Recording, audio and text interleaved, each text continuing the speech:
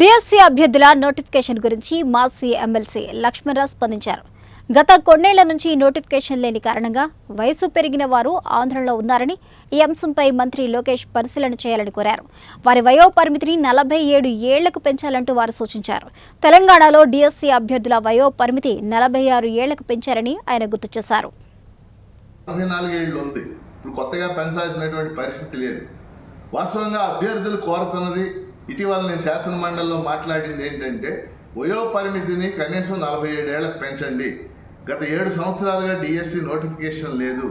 అనేక మంది అభ్యర్థులు వయో పరిమితి వాళ్ళు ఏజ్ బార్ అయ్యారు. 47 ఏళ్లకు పెంచాలని నేను లోకేష్ గారిని కోరటం జరిగింది. తెలంగాణలో ఇప్పటికే 46 ఏళ్ళు చేశారు. అందుకని ఇప్పుడు రాష్ట్ర ప్రభుత్వాన్ని మేము రిక్వెస్ట్ చేసేది, అభ్యర్థుల తరఫున, ముఖ్యంగా నిరుద్యోగ అభ్యర్థుల తరఫున వయో పరిమితిని 44 ఏళ్ళు కాదు 47 ఏళ్లకు పెంచండి. ఎందుకంటే దీనివల్ల ఖర్చు కూడా ఏమీ లేదు. ఆ అభ్యర్థులు కూడా రాసుకునే అవకాశం లభిస్తుంది. దీన్ని పరిశీలించాలని ప్రభుత్వాన్ని, ముఖ్యంగా విద్యామంత్రి లోకేష్ గారిని నేను కోరుతున్నాను. డిఎస్సి నోటిఫికేషన్కి సంబంధించి ఈరోజు ప్రభుత్వం వయో పరిమితిని 42 ఏళ్ల నుంచి 44 ఏళ్లకు పెంచుతూ ఉత్తర్వులు ఇచ్చింది. కానీ విచిత్రం ఏంటంటే 2018 డిఎస్సికే 44 ఏళ్ళు ఉంది. ఇప్పుడు కొత్తగా పెంచాల్సినటువంటి పరిస్థితి లేదు. వాస్తవంగా అభ్యర్థులు కోరుతున్నది, ఇటీవల నేను శాసన మండలిలో మాట్లాడింది ఏంటంటే, వయో పరిమితిని కనీసం 47 ఏళ్లకు పెంచండి. గత 7 సంవత్సరాలుగా డిఎస్సి నోటిఫికేషన్ లేదు. అనేక మంది అభ్యర్థులు వయో పరిమితి వాళ్ళు ఏజ్ బార్ అయ్యారు. 47 ఏళ్లకు పెంచాలని నేను లోకేష్ గారిని కోరటం జరిగింది.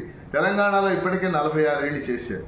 అందుకని ఇప్పుడు రాష్ట్ర ప్రభుత్వాన్ని మేము రిక్వెస్ట్ చేసేది, అభ్యర్థుల తరఫున, ముఖ్యంగా నిరుద్యోగ అభ్యర్థుల తరఫున వయో పరిమితిని 44 ఏళ్ళు కాదు 47 ఏళ్లకు పెంచండి. ఎందుకంటే దీనివల్ల ఖర్చు కూడా ఏమీ లేదు. ఆ అభ్యర్థులు కూడా రాసుకునే అవకాశం లభిస్తుంది. దీన్ని పరిశీలించాలని ప్రభుత్వాన్ని, ముఖ్యంగా విద్యామంత్రి లోకేష్ గారిని నేను కోరుతున్నాను. డిఎస్సి నోటిఫికేషన్కి సంబంధించి ఈరోజు ప్రభుత్వం వయో పరిమితిని 42 ఏళ్ల నుంచి 44 ఏళ్లకు పెంచుతూ ఉత్తర్వులు ఇచ్చింది. కానీ విచిత్రం ఏంటంటే,